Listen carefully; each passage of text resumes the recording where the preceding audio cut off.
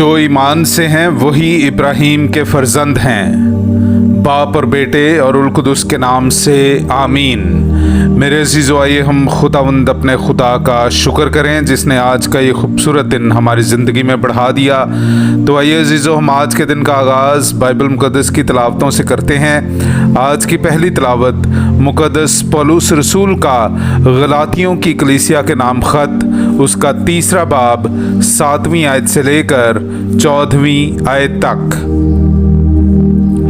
बस जान लो कि जो ईमान से हैं वही इब्राहीम के फर्जंद हैं। और नविश्ता ने पेश बीनी करके कि खुदा गैर कौमों को ईमान से सादिक ठहराता है, इब्राहीम को पहले ही ये खुशखबरी दी कि कुल अक़वाम तुझ में बरकत पाएंगी। बस जो ईमान से हैं वो इब्राहीम मोमिन के साथ बरकत पाते हैं, क्योंकि जितने शरीयत के अमाल पर भरोसा रखते हैं वो सब लानत के मातहत हैं। चुनांचे लिखा है कि मलाउन है वो जो उन सब बातों के करने पर कायम नहीं रहता जो शरीयत की किताब में लिखी हैं। और ये जाहिर है कि शरीयत के वसीले से कोई शख्स खुदा के नज़दीक सादिक नहीं ठहरता, क्योंकि ईमान से सादिक जिंदा रहेगा। और शरीयत के ईमान से नहीं, बल्कि जो इन पर अमल करे वो इनसे ज़िंदा रहेगा। मसीह ने हमारे बदले में मलाउन होकर हमें शरीयत की लानत से छुड़ाया, क्योंकि लिखा है जो दार पर लटकाया गया वो मलाउन है, ताकि यीशु मसीह में इब्राहीम की बरकत गैर कौमों तक पहुँचे और हम ईमान के सबब से रूह का वादा पाएँ। पाकलाम का पढ़ा और सुना जाना हम सब के लिए बाइस बरकत हो। खुदा का शुक्र हो। मेरे अजीज़ो, आइए हम खुदावंद अपने खुदा की हमदो तारीफ़ करें। मैं आपके सामने पढ़ूंगा ज़बूर नंबर 111, उसकी पहली आयत से लेकर 6ठी आयत तक। हालेलुया। मैं सादिकों की मजलिस में और जमात में अपने सारे दिल से खुदावंद का शुक्र करूंगा।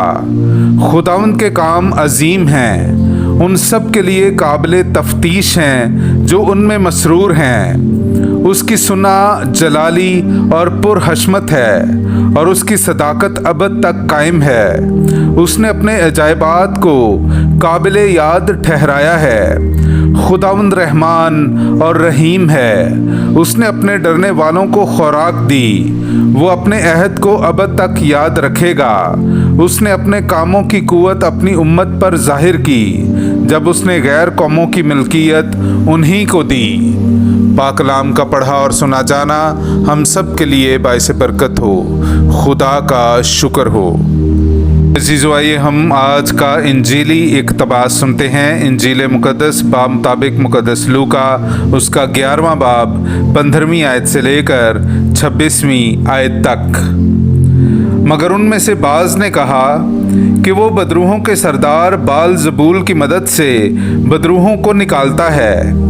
औरों ने आजमाइश के लिए आसमान पर से कोई निशान उससे मांगा, मगर उसने उनके ख्यालों को जानते हुए उनसे कहा कि जिस बादशाही में फूट पड़ जाए वो वीरान हो जाएगी और घर पर घर गिरेगा।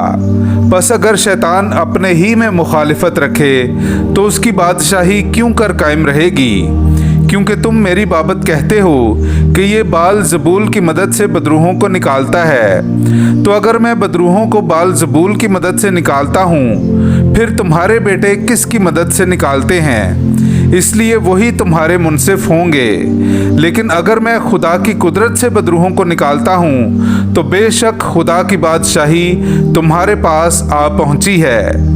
जब कोई मुसल्ला ज़ोर आवर अपनी हवेली की हिफाजत करे तो उसका माल महफूज रहता है, लेकिन अगर कोई उससे भी ज़ोर आवर आकर उस पर गालिब आए तो उसके सब हथियार जिन पर उसका भरोसा था छीन लेता और उसका माल लूट कर बांट देता है। जो मेरे साथ नहीं वो मेरा मुखालिफ है, और जो मेरे साथ जमा नहीं करता वो बखेरता है। जब नापाक रूह आदमी में से निकलती है तो बेआब जगहों में आराम ढूंढती फिरती है, और जब नहीं पाती तो कहती है कि मैं अपने उसी घर को जिससे निकली हूँ लौट जाऊंगी।